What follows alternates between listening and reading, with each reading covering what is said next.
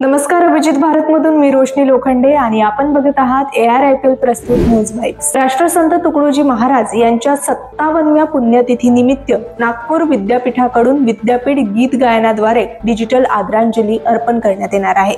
महाविद्यालयातील विद्यार्थी online video upload करून राष्ट्रसंतांच्या मानवता, बंधुभाव आणि राष्ट्रप्रेमाच्या संदेशाचा प्रसार करणार आहेत। महाराष्ट्रातील अनेक जिल्ह्यांमध्ये सतत मुसळधार पाऊस पडत आहे। हवामान खात्याच्या माहितीनुसार गेल्या 24 तासांमध्ये पावसाशी संबंधित घटनांमध्ये किमान 10 जणांनी त्यांचा जीव गमावला आहे, तर राज्याच्या विविध भागांमधून 11,800हून अधिक लोकांना वाचवण्यात आले आहे।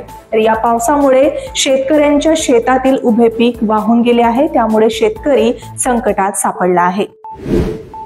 24 सप्टेंबर रोजी झालेल्या हिंसाचारानंतर लेहमध्ये BNSS 2023च्या कलम 163 अंतर्गत प्रतिबंध लागू आहेत। जिल्ह्यात 5 किंवा त्याहून अधिक लोकांना एकत्र येण्यास मनाई आहे।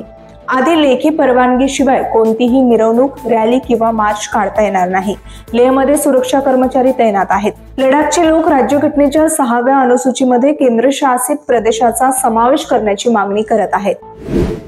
आग्नेय आशियावर चक्रीवादळाचे संकट कायम आहे। व्हिएतनाममध्ये आलेल्या बुआलोई चक्रीवादळाने मोठी हानी झाली असून जोरदार वारे आणि मुसळधार पावसामुळे अनेक घरे उद्ध्वस्त झाली, विजेचे खांब कोसळले आणि जनजीवन विस्कळीत झाले आहे। यामध्ये एका जणाचा मृत्यू झाला असून 12 मच्छीमार बेपत्ता आहेत।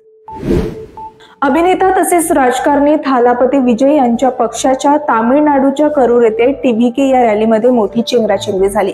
या अपघातात 40 जणांचा मृत्यू झाला आहे, तर अनेक जण गंभीर जखमी झाले आहेत। या दुःखद घटनेने केवळ राजकीय आणि प्रशासकीय पातळीवरच नव्हे तर चित्रपट उद्योगातही खळबळ उडाली आहे।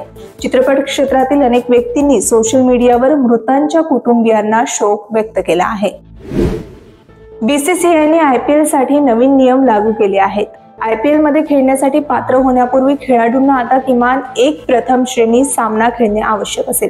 याचा अर्थ असा की 16 वर्षांखालील आणि 19 वर्षांखालील क्रिकेटपटू थेट IPL मध्ये पदार्पण करू शकणार नाहीत। वैभव सूर्यवंशी 14 वर्षाच्या वयात IPL मध्ये खेळल्यानंतर हा निर्णय घेण्यात आला आहे। तर ही होती आजची न्यूज वाइब्स। आपण पुन्हा भेटूया नवीन घडामोडींसह। तोपर्यंत बघत रहा अभिजित भारत। अभिजित भारत, पहुंचे हर खबर तक।